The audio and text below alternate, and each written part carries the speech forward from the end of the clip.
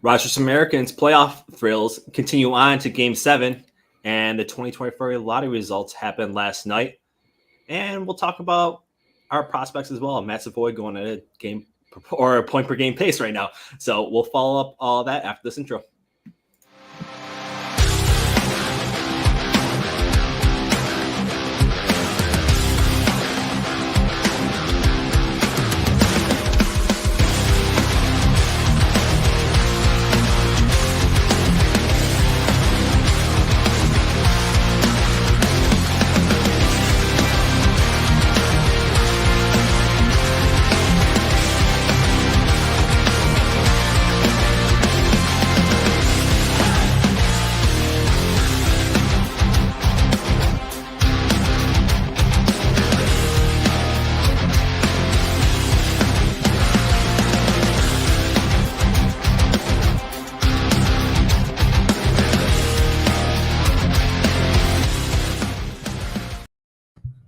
What's up and welcome to Sabres Red Podcast presented by Nickel City Mafia.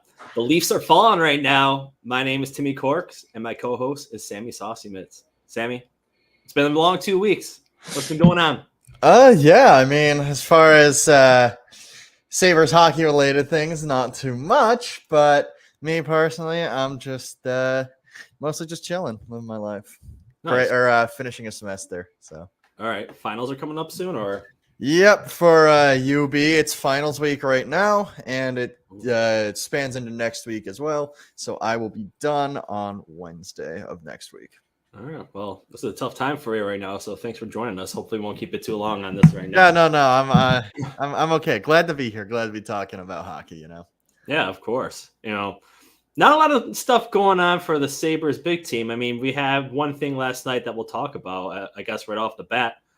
The draft lottery results. The Sabres remained at pick number 11, while the Sharks can celebrate for Celebrini right now because they got the first overall pick.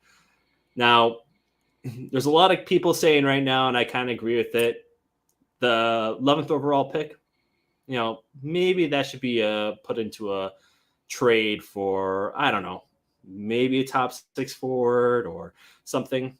But I don't know if you got a chance to listen to Kevin Adams yesterday. It doesn't sound like he likes leaving draft picks or losing prospects either when he's talking on WGR. Sam, what are your thoughts? Yeah, I think a lot of us are looking at that pick and thinking, maybe it's time to make those moves where we're trying to be better now. And what better to do that with than an 11th overall pick? That probably won't be helpful to us for another couple of years.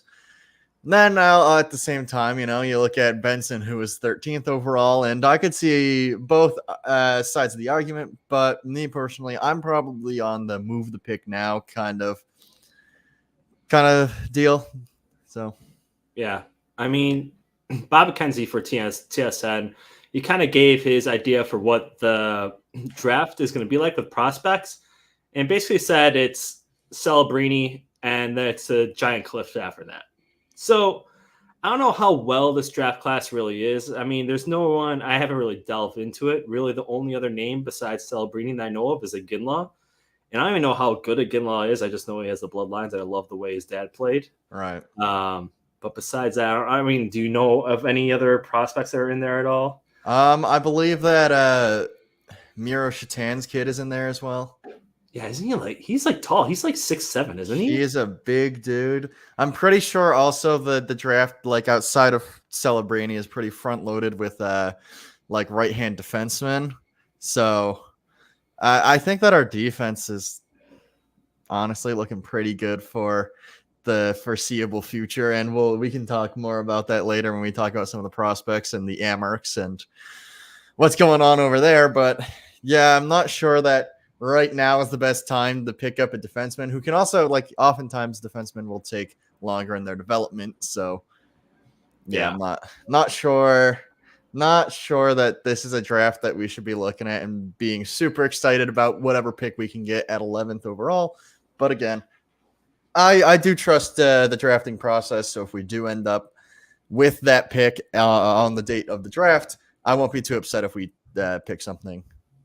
Yeah, I mean, at this point, trying to trade for a top 6 forward and who's that player going to be.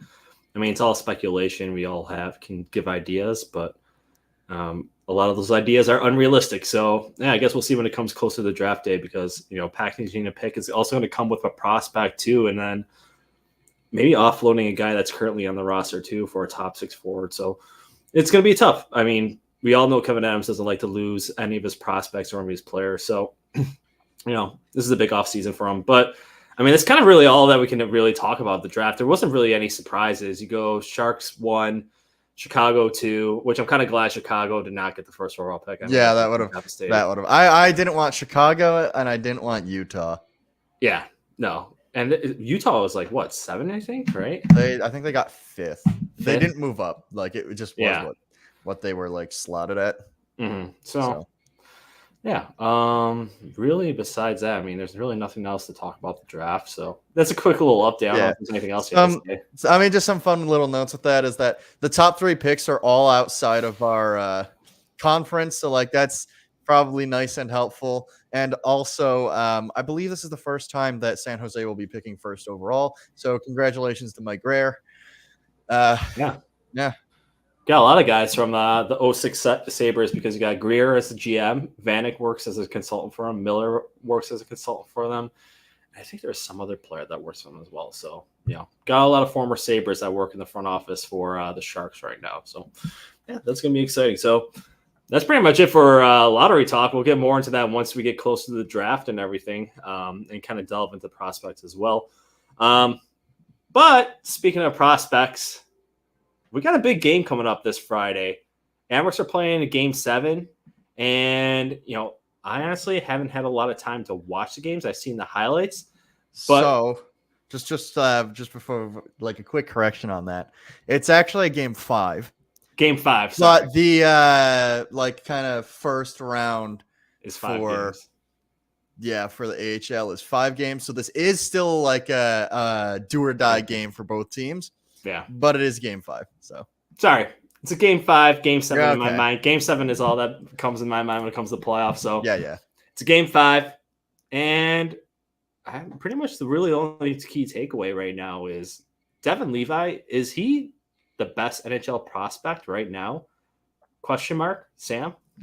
So glad we get to talk about Devin Levi, because to be honest, he's been the only bright spot on this team. Yeah. So far the Amerks are 2-2 in the series. They take the first game against the Crunch, and then they lose in overtime, and then they lose again in overtime, and then they win in overtime. All of these games have been 1-goal games, and in any of these games, it can be absolutely just blown up if Devin Levi is not there. In the Thursday, May 2nd, 2-1 overtime loss, Devin Levi made 61 saves, I want to say, in that. That's a ridiculous number of saves to be making, and your offense can't generate anything.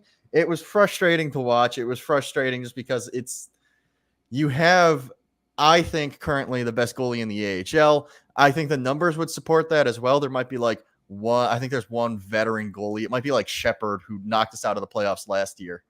But Devin Levi posted better numbers than Askarov. Devin Levi posted better numbers than Dustin Wolf when he was in the AHL.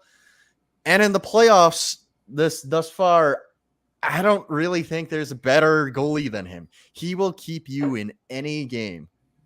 And he's shown that. All of those games that we've lost have gone to overtime. All of the games that we've won have been within 1 goal, because we cannot outshoot or outscore opponents, which is kind of weird given the level of talent that we have down there. So that's a discussion for something else. But like Devin Levi, he is a star right now. He's playing at the level of an all-star in the AHL, and I hope that he can pull us through this next game, because I would love to continue seeing him play this way down the stretch and maybe make a deep run into the Calder Cup finals, because he deserves it more than any other player in the AHL right now. He deserves a deep run. I hope his team can give him that. Yeah. I mean, I think it comes with like an age factor right now with the teams, because the Syracuse Crunch they have a pretty senior team. Like, I was just kind of looking at their roster. There really isn't. They have a lot of guys who've been in the AHL for a while, where the Amerks are kind of running into that thing that they ran into last year with the Bears, where the Bears pretty much long haul AHL team with players. It was they're kind of finding experience against their youth, because we got a lot of young first time guys here too, with Novikov, Noichev, and Kisakov too, playing their first years in there. And then you have Anton Wahlberg. Is Oslin been playing at all? Do you know? So Oslin played the first 3 games and was set for the 4th. Okay, that makes sense. So they're kind of running into that. And honestly, I mean, Levi must be having flashbacks to his Northeastern days, because he was doing that all throughout his college career, just carrying on over his college teams into I think he got up to the Frozen Four with Northeastern, right? Is not Yeah, I believe he year, was in the Frozen Four with them, and he was the sole reason for that. He really did carry that team. Yeah, I mean, I know a lot of people want to point to Cutter Gauthier being the best prospect right now in the NHL. That's, a team has his rights. I don't know. I know that Levi's played some NHL games, but I'm thinking Levi is the best NHL prospect overall by far. Yeah. And it's interesting because coming into this offseason, you got UPL going to need a contract, and he's said some words about that. But then you also have Devin Levi in the wings too. So kind of interesting to see how the Sabres are going to approach UPL's contracts this offseason, because obviously you want to resign him, but you don't want Devin resign him for so long that Levi is just like, well, I don't see a future. I'm going to go somewhere else. Yeah. So obviously development is like non-linear, but Devin Levi is showing all of the signs that he's going to be great at the NHL level. Yeah. And Ukko-Pekka Luukkonen for this season was great at the NHL level. I think that it does change the complexion of his next contract, because you just have to kind of balance out what you're doing. And I think maybe we see kind of a bridge deal for Ukko-Pekka Luukkonen, where we give him whatever like money he's asking for, but maybe you're only giving him like 2 or 3 years, because I think you have a couple of years before you can go into free agency with him. Like I think you have a couple of years before. Where he's still a RFA. So I'm thinking that's probably how that affects that. But I would just give Ukko-Pekka Luukkonen the money that he asks for, and then just kind of at a more restricted term. Yeah. No, I agree with that. And, the only thing I think that would kind of hold UPL from maybe getting too much of the money he might be asking for is just his track record in the AHL and the NHL too. So yeah. Who knows? It'll be an interesting offseason, but I'm glad to see Levi succeeding and carrying the team. I would like some of our other guys, Kulik, Rosen. I mean, come on, guys. You want to get into the NHL next year, you're going to have to show in the playoffs first. We can talk about all of those guys, the other guys, the supporting cast. But first, we have some chats. Thank you, Time for UFL Football, for the thumbs up. It is greatly appreciated. And he said the reason for the thumbs up is that no cap has been detected. We only tell the truth, nothing but the truth, the whole truth. I don't know what that is that what cap means? Swearing in. Yeah. The cap is like lies. Oh. So when someone says no cap, they're saying like not lying. I guess I'm not hip to it. I'm 32, so yeah, that's what I'm here for. You bring the experience, I bring the culture. All right, that's the culture. Okay. Yeah. Jake says, Timmy, Sammy, how we doing, boys? And me personally, I'm doing great. Thanks for checking, Jake. Jake, I mean, he's got the night off tonight. Him and Mike aren't doing a Bills show right now, so I'm glad that he's hopping on. I mean, still taking time away from his wife and his kid. I mean, he's still committed to the Nickel City Mafia YouTube page, so I appreciate it, man. You know what, I've seen no greater commitment to anything than from Jake and Mike. They are so important and integral to this channel, and even our show that they don't show up on. Like they're in the chat, they're helping us set up the streams. So shout out to you guys. You guys are a huge part of what makes all of this work. So finally, Jake shows up. Mike's firing shots back at Jake. It's like it's about time. I know it's been a hot minute. It's getting a little feisty in here. That's all right. So yeah, I mean, after talking about that, Sam, I'll be honest with you, I haven't really I haven't watched the games. Have you had to get a chance to watch Amerks games? Yeah, so I'll let you take it from here then, man. my dad bought the AHL subscription, and as it turns out, you can do sharing with that, so I can watch and he can Ooh. watch at the same time. So that was very, very fun, very helpful, and the games are pretty fun. One of the games is happening at the same time as a Jets and Avalanche game, and when you're watching, going like back and forth between the twos during intermission or like just ad breaks, it really points out how big the level difference is between the two leagues. And again, these are the highest levels, right? This is the playoffs. This is crunch time for everyone. And it kind of points out that difference. So when you're doing that, when you click back to the AHL games, it's maybe not as interesting. But when you're watching it on its own, man, AHL hockey is still very fun. I stand by that. Yeah. The kind of the people that you might want to hear about, Noah Ostlund playing in his first couple of games. Again, there's this saying about European players when they come over and the time that's needed to adjust. And with him, he's the first person that I've really ever felt that with to such an extent. He has moments, these glimpses where you're like, I understand the player. I understand why you draft him, what he could be.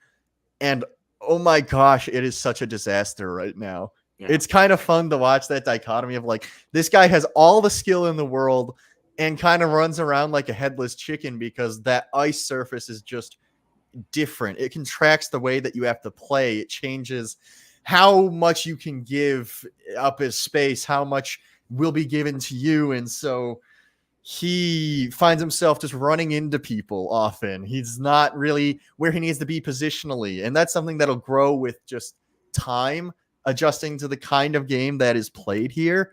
Yeah. But he alone has made me understand why people say that about European players and people playing on the bigger ice surface, because, wow, it's actually just so evident when you see him play. Yeah. Have you ever played on the Olympic ice over at North Towns? I have not. I didn't know that they had one over at North Towns. Yeah, I play up there occasionally, and I didn't know that they had an Olympic ice.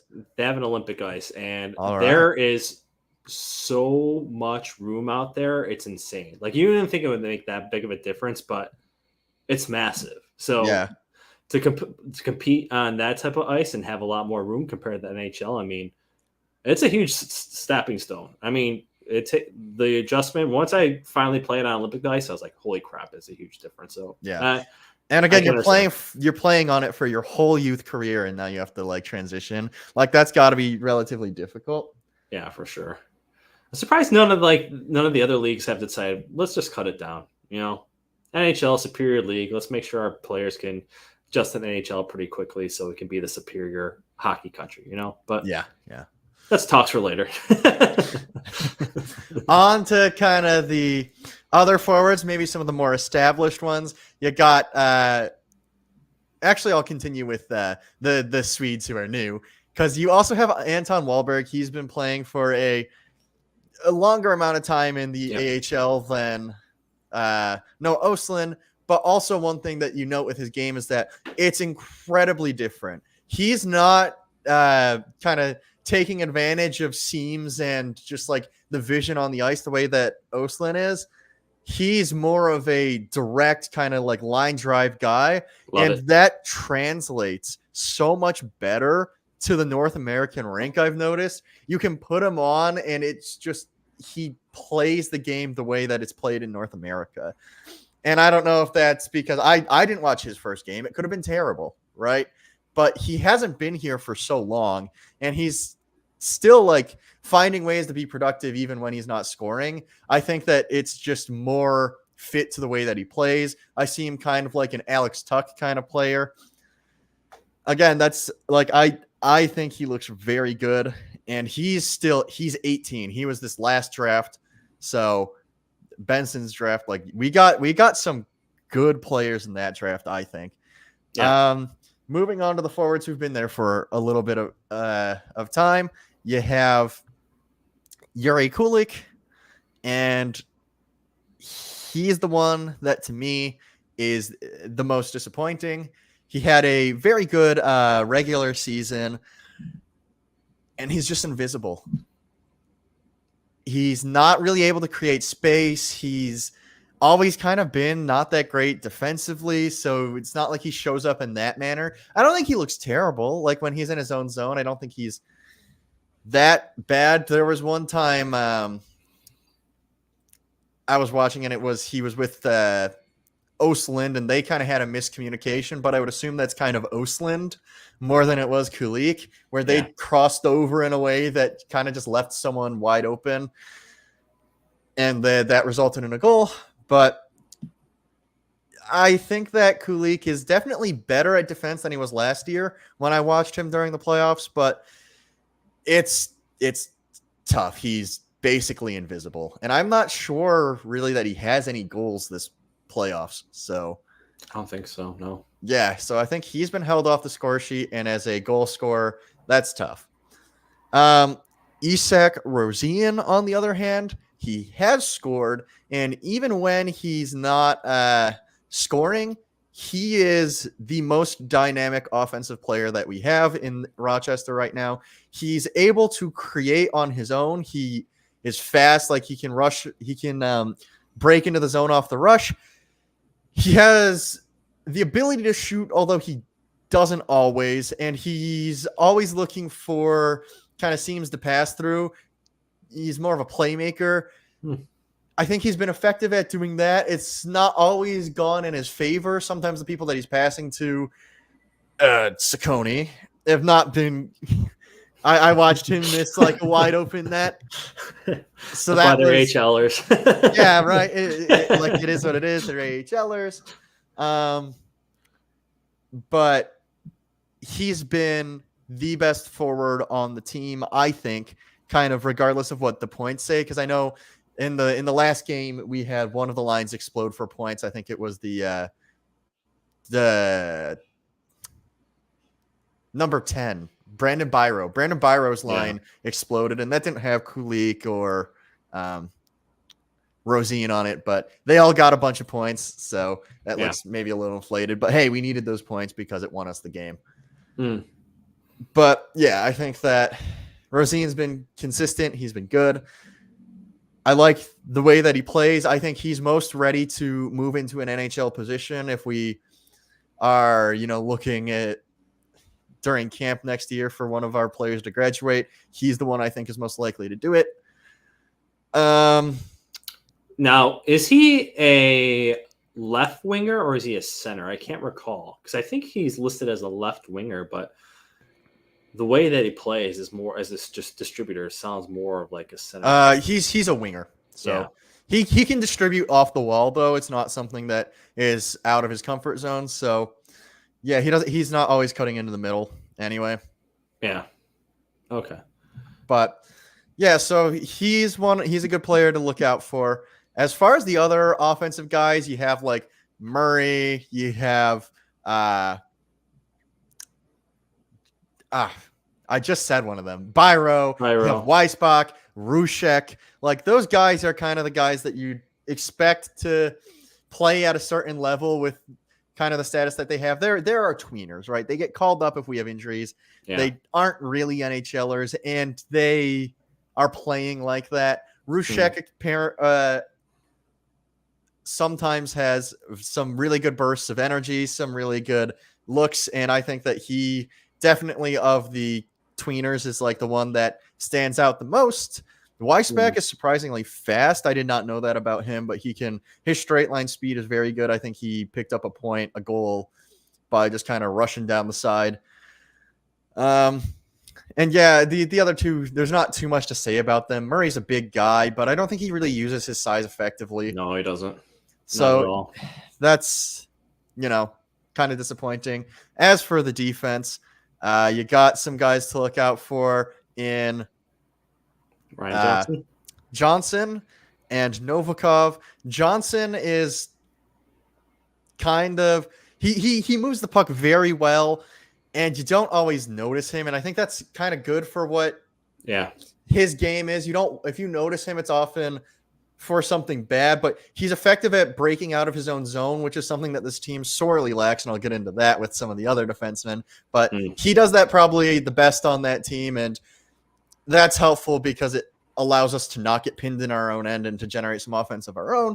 Nikita Novikov, big body. He was getting really scrappy with one of their players, or one of the crunch players, and that's good to see from kind of the younger big body guy. You want to see him kind of assert his toughness. But also when the kind of puck is in his area, I think he's really effective at shutting down plays. I do find that he kind of has positionality issues where he maybe drifts a little bit or he finds himself out of the play. But if there's someone approaching him directly or the puck crosses through his area, he's very good. He clears the crease, kind of exactly what you want from one of those stay-at-home defensemen. And on top of that, I think he has offensive skills that aren't really talked about with him. He really is effective at just the in-zone offense. He finds open players very well. He's not elite at breaking out the puck, but he's not bad at it either. So he's kind of a well-rounded player. If you could shore up some of that positionality thing, some of that drifting that he does, I think he could be really good. And then kind of for the rest of the casting crew, they are what they are. The top pair is Jeremy Davies and Joseph Ciccone, and it's bad. I don't know why they're the top pair. I do think that Ryan Johnson plays better than him, and Zach Metza is surprisingly effective as one of the fill-in players. But when those two have it, they are maybe the worst at breakout passes I have ever seen. We could have clear possession and time, and somehow you just know that we're going to get stuck in our zone when those two are playing catch with each other. So I don't even know what to say about that anymore. I feel like if you're trying to make a real playoff push, it's nice to be able to rely on some of those veteran presences, but you got better players. You just do. I understand. Stillman playing at all? Does who? Stillman? I don't know if Stillman's injured or something, but he has not been playing. Interesting. All right. Yeah. Just wondering. But in this instance, I understand there's a lot of factors that go into it, right? You're playing the most minutes. You got to be tired. You're getting the hardest matchups. That factors into it. I have never seen players this bad at breaking out of their own zone. Ever.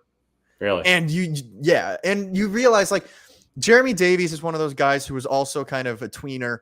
He has floated between the AHL and NHL before in his career. There's a big difference between him and an NHL player. And he's fine in his own zone. He defends fine. But if you're playing him, you're spending the whole time in your own zone. You cannot get out of it. So that's one of the things that you notice, you pick up on, and you're like, this is why even in a small sample size, he might look fine in an NHL game. This is why he can't make it. So it's kind of fun seeing those contrasts between this is what an NHL player could do, and this is what we're seeing. The play gets sloppy from a lot of players at a lot of times. That's just what it is. But it's the level of consistency that these two players get stuck in their own zone that amazes me. So I'm not too high on them, but at the end of the day, they're not your future. They're not the ones that you're looking for and hoping to have succeed. And the guys that you are looking towards, on defense at least, I think are proving it right now. So that's exciting for me, at least. That's all that matters. Yeah, and that's the AHL prospect roundup. Cool. Unless you had someone else that you wanted to hear about. Is Neuchev playing at all, or is it Kisakov? Who was the one that was? Victor Neuchev is playing. He's shifty and exciting at times, but he hasn't found a level of consistency. And in the playoffs against kind of a tough team, he's getting shut down and smoked a lot of times. So Finnegan off type player. Yeah.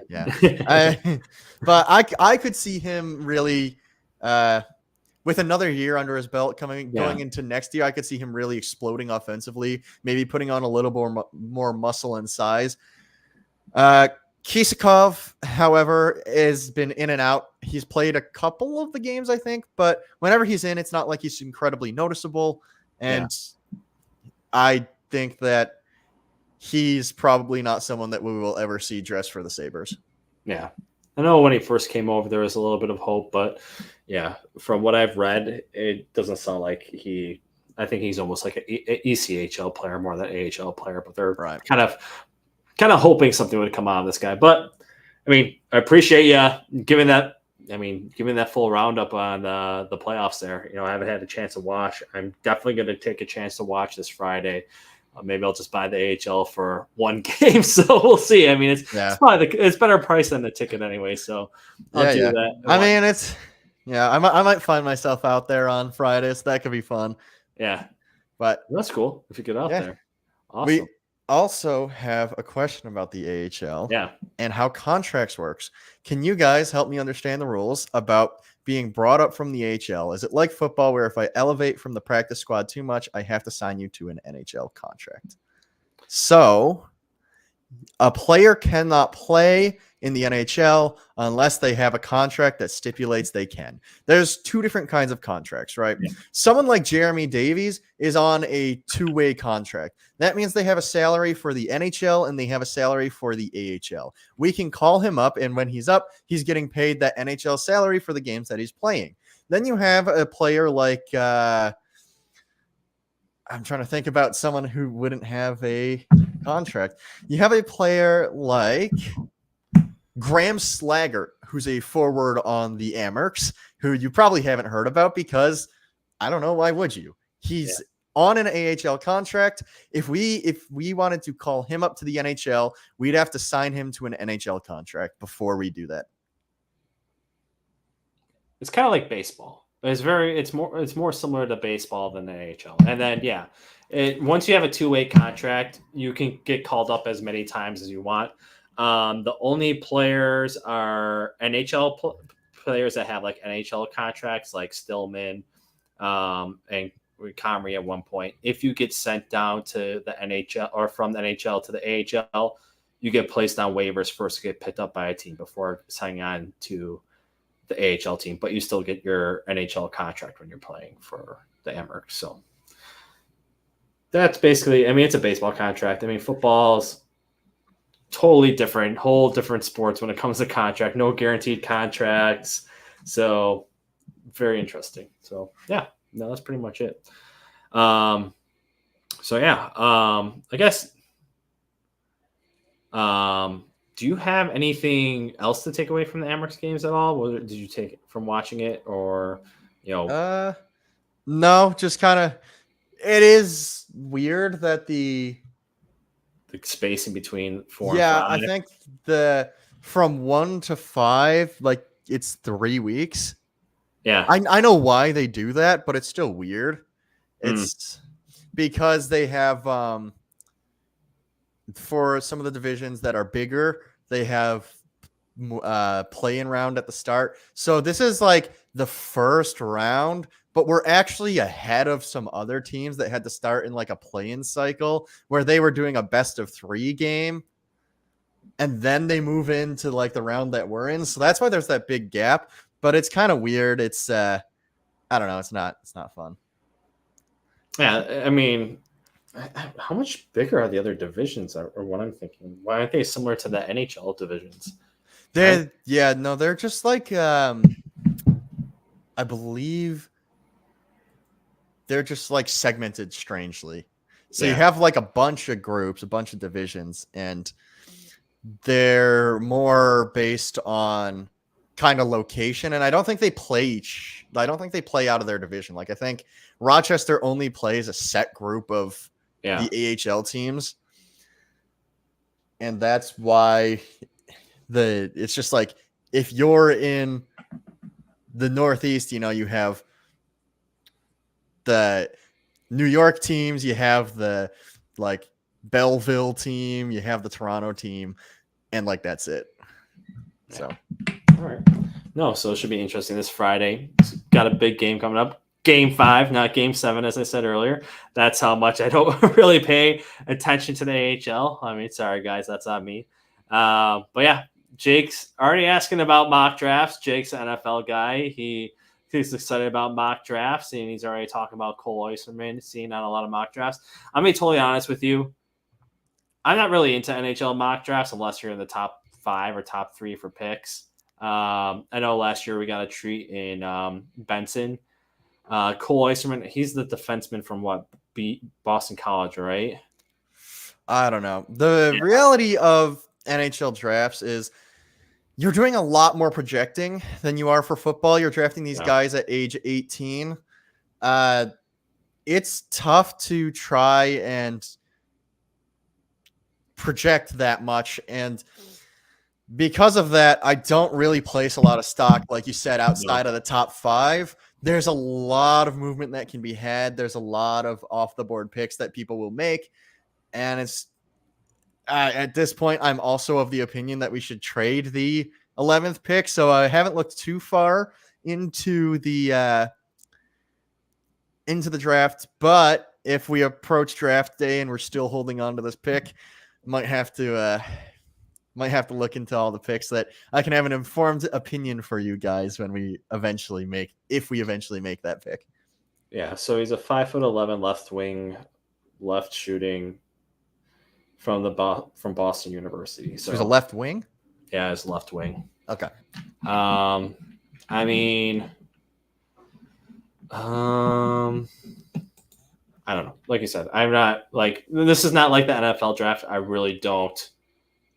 I don't put stock. There's no stock in really the NHL draft, especially when it comes to the middle rounds. I mean, some of these guys don't even make the NHL at all. There are a lot of flame outs. So I'm not really.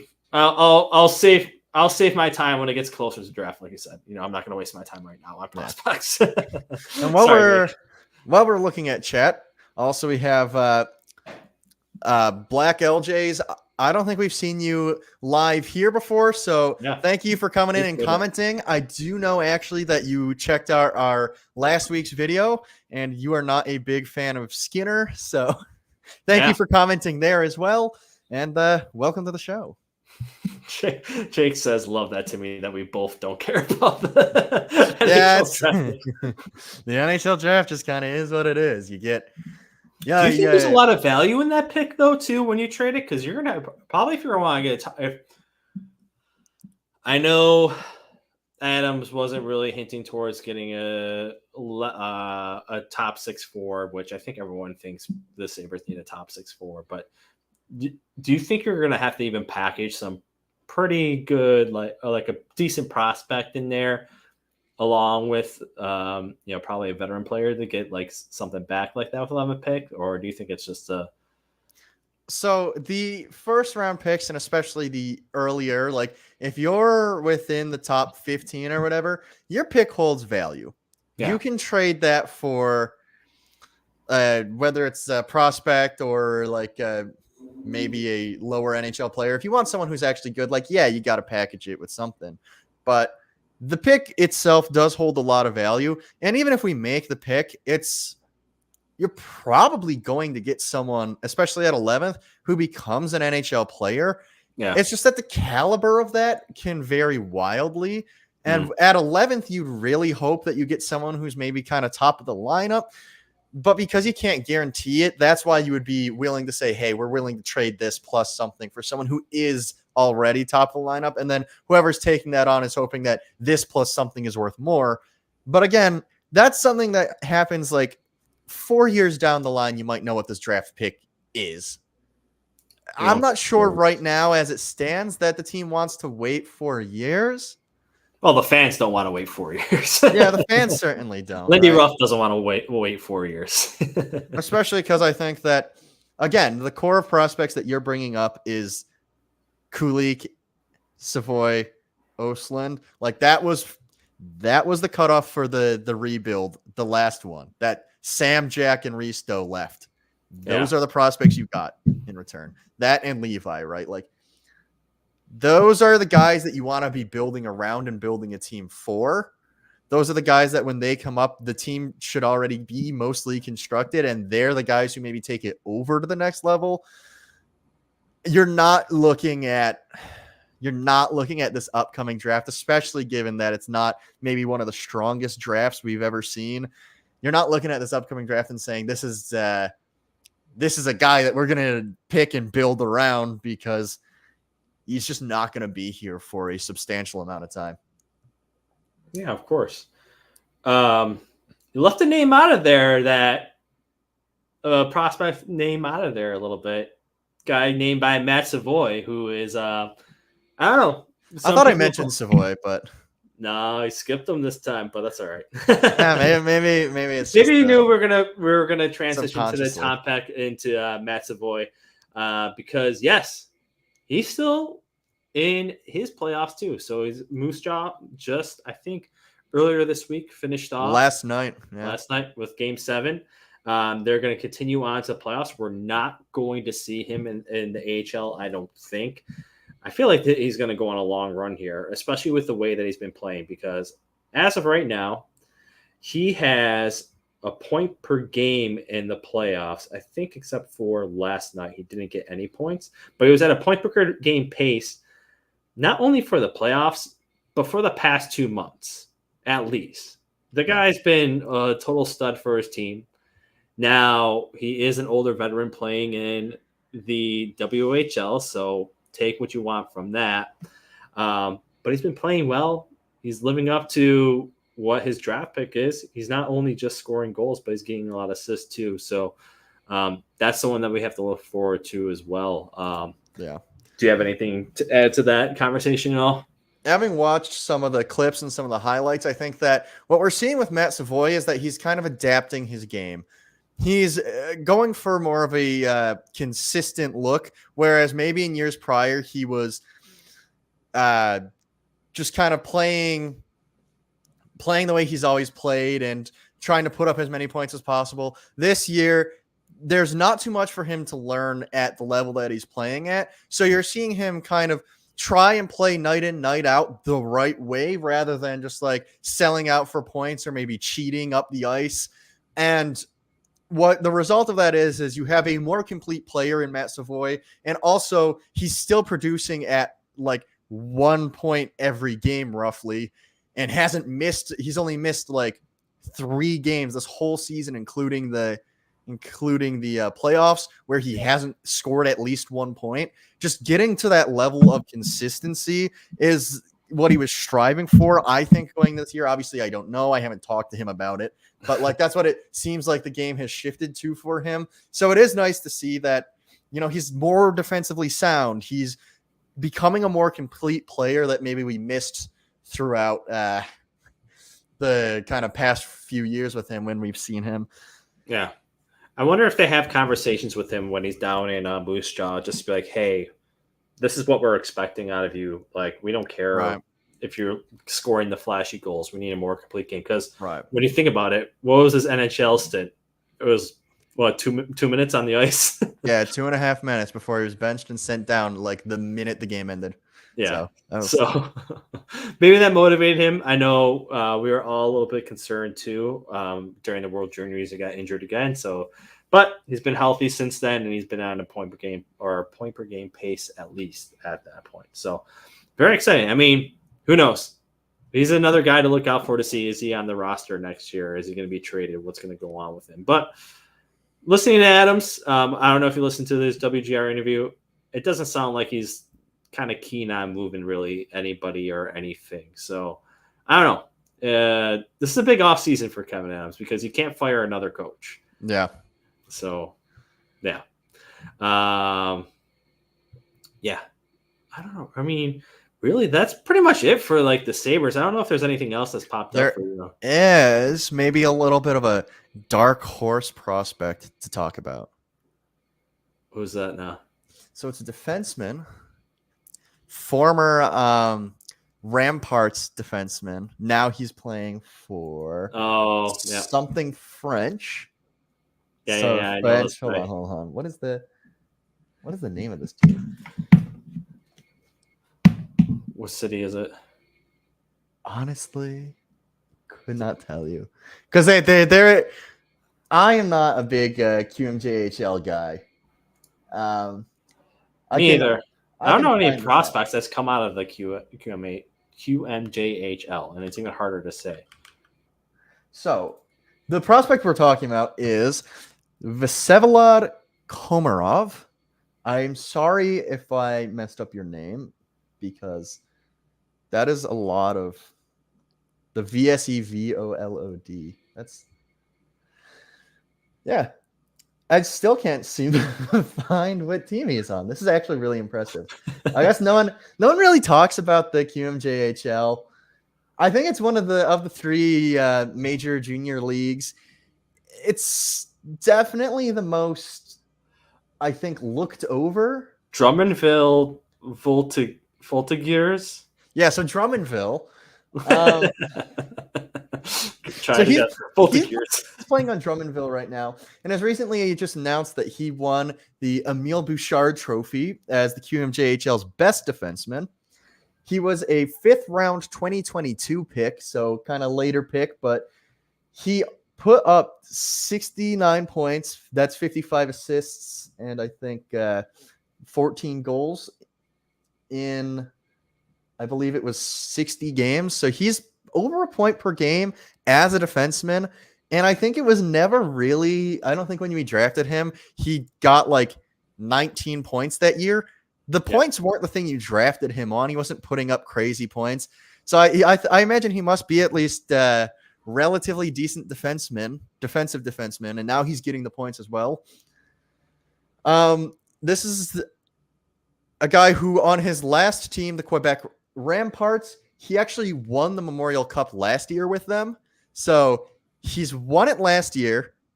And now with his current team, Drummondville, he's in the finals of the Q tournament. So he's maybe on his way back to a Memorial Cup appearance, which would be very exciting for Sabres fans because this guy might be, listen, he's not someone who's been really talked about. 5th round pick, 2022. So that's 2 drafts ago.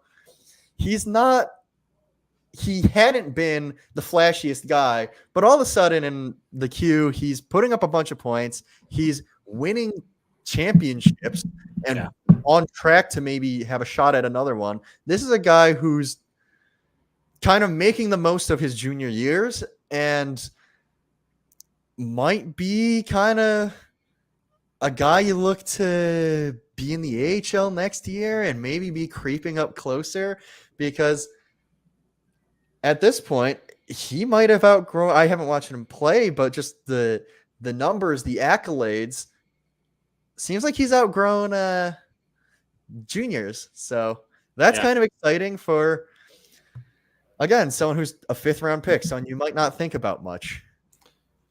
Well, I remember Chris Baker talking about him too a couple of weeks ago, and then obviously he was saying how good of a year that he was having, and then the team name too. I completely forgot about him being in the prospect. It's hard to remember. The other thing the one thing too is like I don't know how competitive the QMJHL is. I mean, I'll have to take a look after the show to see what type of NHL players have come out of there. Again, I do think it is one of the I think the OHL and WHL are considered kind of higher caliber. That said, I do think that it's the Q's not that far behind. Yeah. Again, the Quebec Ramparts won the Memorial Cup last year.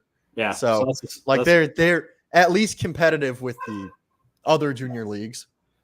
Yeah, I guess the one thing that really hurts him too, not just being known by Sabres fans, is that Russia is excluded from the World Juniors again, so we didn't get. I'm sure he would have been on the World Juniors team at the point per pace that he was at too. So yeah, that would have been nice to see him and kind of like, oh, we know him. I kind of the way when I looked at his picture again, I'm like, oh yeah, I remember he's the Russian guy with the long hair that plays in the queue. That's all I remember him by. So no, I mean that's good. He's definitely there's some guys that need to graduate next year, get into the AHL and get into the system, and then have less guys like Davies and who was the other guy? Saccone. Yeah. No. We don't need those on our defense. Another very exciting thing about Komarov is that he is a right-hand D. So we've got a lot of left-handed D in our current roster. The right-handed Ds are going to need to start stepping up because we don't have too many of those. So there might be a clearer shot for Komarov. Yeah, because what is it? It's Yokiharu's our Yokiharu, and is it Clifton all right I shot? think Yokiharu and Clifton are our only right-hand D. Darlene plays on the right side at times, but he has been known to play on both sides. So I don't think he cares. He's just that good that he just doesn't care. So yeah, I play fine on either side. So yeah. But like you mentioned, that's another reason maybe the Sabres stay with their draft pick, because you said it's a plethora of right shot Ds, and maybe we need to get more right shot Ds in the defense because right shot Ds are defensemen. I should stop saying Ds. Pause. They're like gold right now. So yeah, that might be another reason why the Sabres would keep that. Anyways, sorry. No, you're good. There. But yeah, I think that's kind of it for the AHL. For those of you who are still watching the NHL, even though our precious team is no longer a part of it, there was a whole round of playoff hockey that happened while we were away. So just kind of glossing over what went down. You had in the East, the first team to fall was the Washington Capitals, and I was really upset about that one. I think that they had the opportunity to do the funniest thing. If they upset the Rangers after having the terrible regular season that the Capitals had, that would have been hilarious. Unfortunately, they were outmatched. It was so clear that they were not on the same level of team, and they got swept. So that was tough. Mm-hmm. Going a little further south, still in our conference, we had Panthers versus the Lightning. Yep. Honestly, not too much to say about that one. The Panthers were just better. Age is caught up with the Lightning, and while they do still have the winning pedigree, they've slowed down. Vasilevsky didn't look great in that series, whereas Bobrovsky absolutely did. And the firepower for the Lightning just wasn't there. Kucherov did not show up after putting up 100 assists during the regular season. So that was kind of I don't know. It just felt like there wasn't much of a fight in that series. You had Carolina and the Islanders.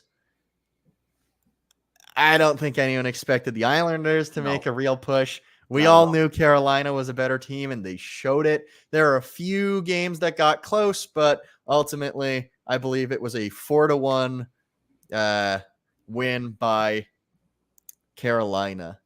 Yeah, and then the last one in our division, I'm sure everyone has been very excited or very upset about this one. People have their opinions about these two teams, obviously, but Bruins, Maple Leafs.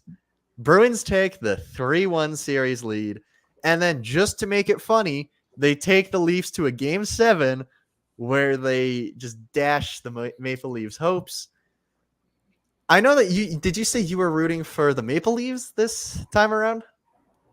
I was rooting for the Maple Leafs just because I'm in Boston Bruins territory, and my good friend that's up here is a diehard Bruins fan, and I'm not giving him any supports because he craps on the Bills. So I'm going to attack him as many chances ahead. And there's two outcomes that I really wanted. I really wanted either the Leafs to get swept 4-0 and just destroy Toronto, or once they started making that comeback, I would have been like, oh, please let the Bruins blow this 3-1 lead and the Leafs come back. And I died inside just a little bit when the Bruins ended up winning. So there were like two curses at play there. You have like the Game 7 Boston versus Toronto, and you have Boston possibly choking a 3-1 lead for the second time for the first time in a row, like in back-to-back seasons in any major North American sport. Mm-hmm. No team has ever blown the 3-1 lead 2 years in a row. Yeah. I mean, So, this series kind of put both teams in a tailspin because you see in that series, a lot of people are attacking Mitch Marner afterwards, and in the middle of the series, yeah. you got Willie Nylander missing the first couple of games because of migraines, and people are like, "It's the playoffs. You play through these things." And Austin Matthews comes out. Yeah, I mean, the Leafs got a lot of things to figure out this offseason. I don't think it's the coach's fault. I think they need to figure out that roster. I think that it's like both. I think the roster construction is dubious at best. Terrible. But I don't think I think in every single playoff series Sheldon Keefe has ever coached, he was outcoached. Oh yeah, 100%. You cannot win with him on your bench. I agree. I wonder what would be an option because people are talking maybe Berube. I'm like, I don't know about that. I don't know how much of a difference Berube would make for them. But there's one player that kind of stood out for me that maybe I'd like the Sabres to target. Bertuzzi. What did you think of his play? I mean, agitator, went after his old team. Bottom six guy, fourth line guy. So here's the thing, right? Yeah, I just want to get your thoughts on this. Toronto went out of their way this year to become tougher, to become heavier so that they're playoff ready. And you know what? They were. I think that physicality-wise, they outmatched Boston. Yeah. Which is crazy given the recent history of these two teams. It didn't help. They still lost. No, it didn't. You know what the real thing was? The real issue for Toronto is that they didn't play Joseph Wolf 4 games or all 7 games. I was kind of surprised when the Bruins were going to switch up do the goalie rotation at first. Like, Montgomery's a friggin' idiot. Yeah. I mean, you can't put Linus Ullmark is not a clutch player. He can't play on the playoffs. He showed that last year. I love Linus Ullmark so much, though. It's so sad for me to see him benched. As much as I wanted the Toronto to lose, I wanted it to be Linus Ullmark and not Jeremy Swayman. Yeah. But anyways, I mean, the Sabres don't have to do a full rehaul of their bottom six like the Maple Leafs did. I mean, don't want Reeves on this team. Don't want Domi on this team. No. But, I mean, Bertuzzi was productive back for a season. Had 29 goals with the Red Wings. And he played pretty decently for the Bruins. I mean, I wouldn't sign him to a huge deal, but it is the Sabres. And I'm sure he's going to be looking for some more than 1-year contract and money. So, no. He's the only guy that really stuck out for me from the Maple Leafs and try to poach them from there. Yeah. I mean, I think that Nylander played really well in the games that he showed up in. But ultimately, it wasn't enough to carry a dying core for. There's another conversation going of Sabres fans interested in Mitch Marner. What's your thoughts? There's a lot to unpack with that one. So first of all, in a vacuum, would I want Mitch Marner? The answer is yes, I would. Now we start to complicate things. Mitch Marner's contract, I believe it expires at the end of the upcoming year. Yep. So you'd be trading for him as a rental. Do you think you can re-sign him? To that I say probably. Do I want the cap that's required to re-sign him? Probably not. And I do think that you can re-sign him because he actually really likes Buffalo. He's a big Bills fan. Yeah. But I don't know what his cap would be, and I'm not sure with the way that we're gearing up this team that you can actually take on that contract. Maybe if you trade Skinner out as part of a cap thing, then it could work. But even then, I don't know. The other thing is then is Toronto trying to get rid of him? And then acquisition costs. When you add all of those things together, I'm probably not in favor of picking up Marner. But if we did it and it was for a reasonable, again, you have to look at him as a rental. It's 1 year of Mitch Marner, and then after that, it's not a guarantee that you can re-sign him, right? So for 1 year of Mitch Marner, what am I willing to give up? I don't know that it's a lot. Maybe you'd have to make the deal so that he signed a contract with you before like the 100%. deal goes through. Yeah. So I don't know. Where are you at with Mitch Marner? I think the biggest thing where it comes down to is what's going to happen with Jeff Skinner, because you can't have Jeff Skinner and Mitch Marner on the same team. I mean, I like the way Mitch Marner plays. He's a 90-point player. The Sabres don't have that right now on the roster. He's definitely a top 6 guy. Now, his playoff performances are something that you would want more out of him for. But the guy's a regular season hero, and I feel like he can help out players like Tage, who have a slump, or Tuck. He can be a lot more helpful and more productive on that line than compared to a Jeff Skinner.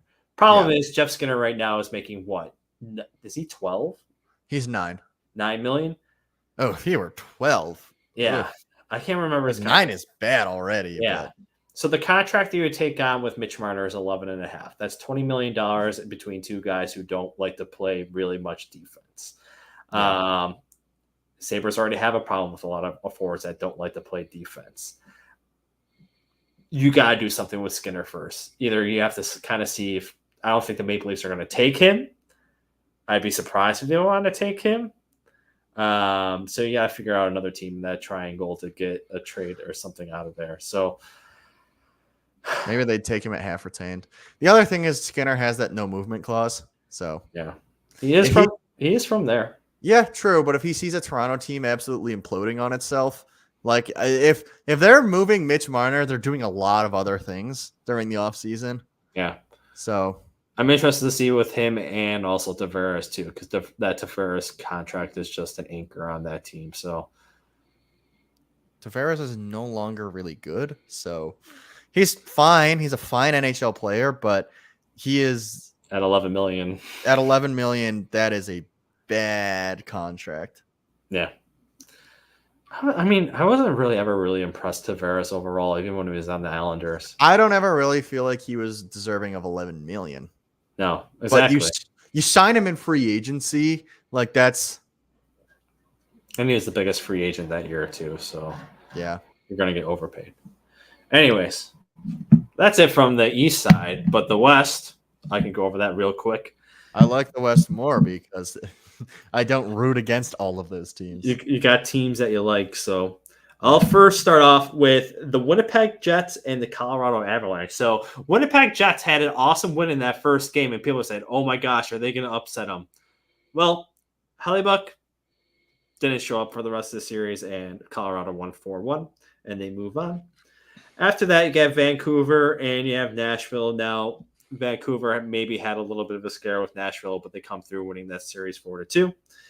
Edmonton took care of the LA Kings 4-1. I mean, the Kings, that's another middling team that I don't know how this team's going to get any better.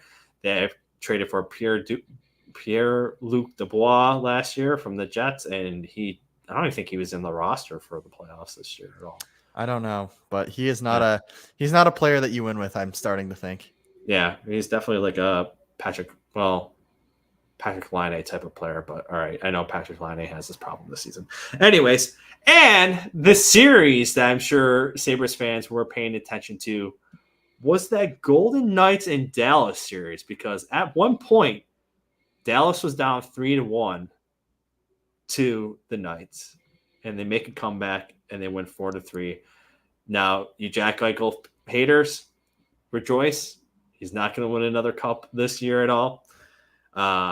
People who still hang on to the Dallas Stars win, I'm sorry, or Dallas Stars Stanley Cup, I'm sorry, they're going to keep on going, but this is a whole different team. So that was probably the most exciting series. Overall, the NHL playoffs had a lot of blowouts, which some people said is concerning for the league overall. But you had two good series at the end with the Knights, and you had the Boston too. So any takeaways from those games at all that you have? So my dad, big Vegas guy. He loved the city before they had a team. He actually like lived and worked there for a second. So he kind of became an early adopter of the Golden Knights. Let me just say, I am so glad that Dallas eliminated the Vegas injured reserves. Yeah. It makes me so happy to know that their cap shenanigans didn't work this time. And reviving Mark Stone a moment before the playoffs, well, a nifty move. Is like, I'm just glad it didn't work. And the Canucks and Predators series was one of the weirdest series I've ever seen. It felt like the Canucks were constantly being outplayed, and they went down to their third string goalie, Artur Silovs, and then they won. With Artur Silovs getting a shutout in a 1-0 game to close out the series.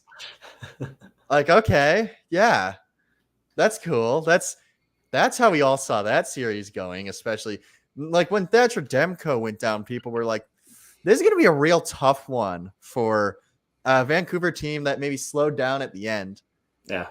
And then they lost to Smith as well. It's like, all right, well, this series is as good as over, but guess not. And they'll be moving on to the next round. Other than that, yeah, like Hellebuck didn't really show up. I actually, I watched one of the games because it was on at the same time as a Amerks game. And it didn't, like, Hellebuck was getting shelled. Yeah. The score was terrible, but watching that game as an impartial, like, viewer, it did not feel like that was all Hellebuck's fault. At some point, it kind of felt like he gave up, which in a playoff game, big no-no. But he was getting shelled anyway, and it would not have mattered what goal you put in there, in my opinion. It would have been a bad day in the office. I do think that at some level, like, yeah, Connor Hellebuck didn't show up, but he's gotten a lot of flack for that playoff series, when in reality, I do think that it was just the Jets got outplayed. It's a talent disparity. There was a talent disparity. You were getting run over by Cale Makar and Nathan McKinnon. Like, it was not fair. You got bullied. But some say the best offensive player in the league is best defensive player in the league on the same team right there. Yeah. Some say. I didn't say that. Some could say.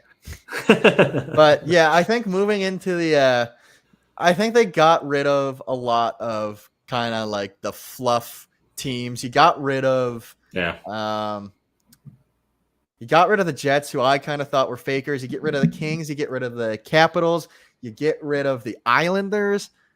And now you're at a point where I think that the second round is going to be a lot more fun. The Rangers Hurricanes series is already off to a dynamic start. I really like the Avalanche make a very good comeback in their first game against the Stars. Like, this second round is already a lot more fun. So if you were watching the first round and you're like, yeah, this isn't that interesting hockey, this second round has been far more dynamic. And I think it'll live up to your NHL playoff standards. Yeah. We were talking about the games at the beginning. I had to check real quick because I knew Boston was playing.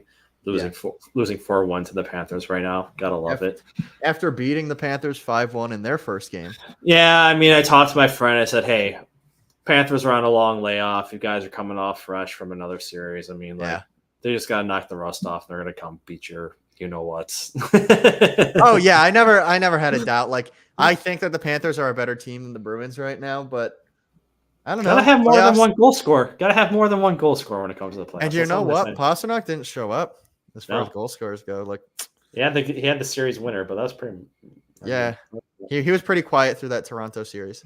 Yeah. So, hey, some will say overrated. Not me though. Anyways, is there a team that you think there's one team that's sticking out to me where it's just like they're kind of dominating playoffs right now, and that's the New York Rangers. I mean, they're just playing full-fledged, and I will die inside if they win the Stanley Cup. Yeah, we're going to see from the first round and from like the quality of play that I've seen, we're going to see an Avalanche Rangers Cup. I really don't. I don't even want the Rangers in the cup because that's just even more unbearable. Because they're not real hockey fans. Who in the East is going to stop the Rangers? I don't know. That's a problem. Because I picked the Hurricanes. Yeah, the Hurricanes are a very good team, but they don't have offensive scoring yeah, either. and they're getting. Yeah, I mean, both the games were close. Don't get me wrong. A 4-3 win both times with one of those games going to double overtime. Like, that's a very, very close game. But in these playoffs, the Rangers' power play has been literally unstoppable. I think they're clicking at like 45%. Yeah. That's insane. And the way that they, like, if you've watched any of their games, it looks sustainable. They are just better on the power play. Yeah. So I don't know, but in the East, you got Florida. Maybe they could beat them, but I don't think they're as disciplined.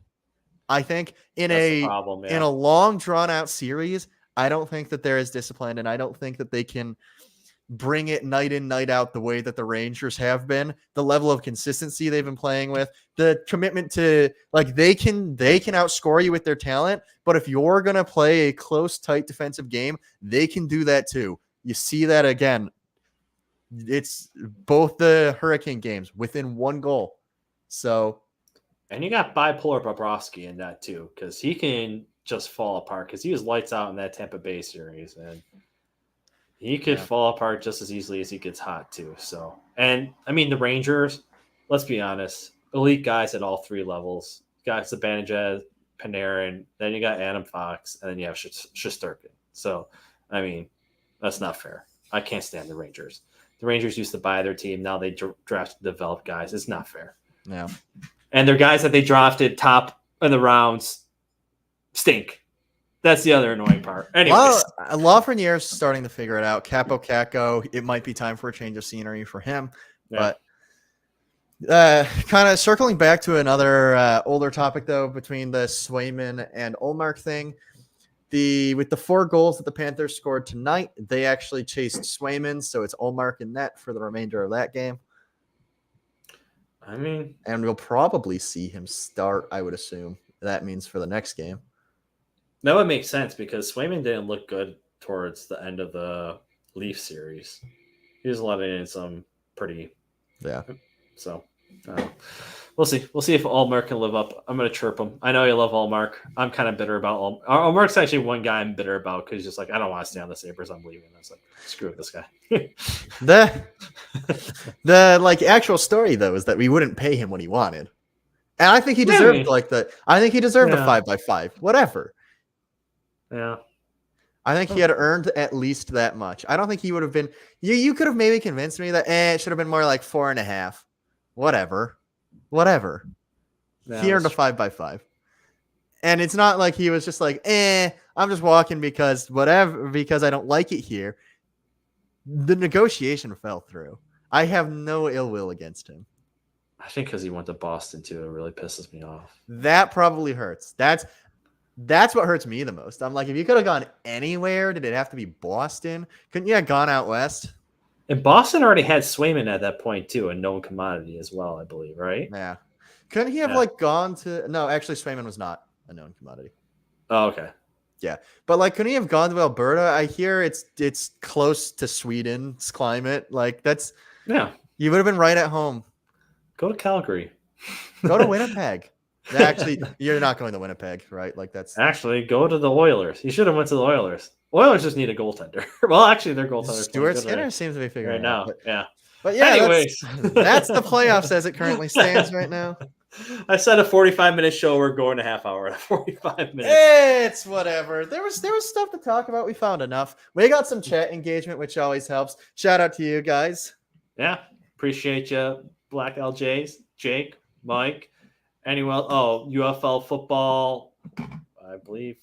Yep, time for UFL football. Time for UFL football. Haven't watched the game of it. Sorry. Anyways, appreciate you guys all for watching. If you're not in the Discord, please join the Discord. Sam and I are definitely looking for topics to talk about more in this NHL offseason. I know Black LJ said we should be doing more vids next season for the Sabres. So, that's something we can talk about, figure out some ideas. And yeah. come join us on that chat and join our Bills shows. But we appreciate you.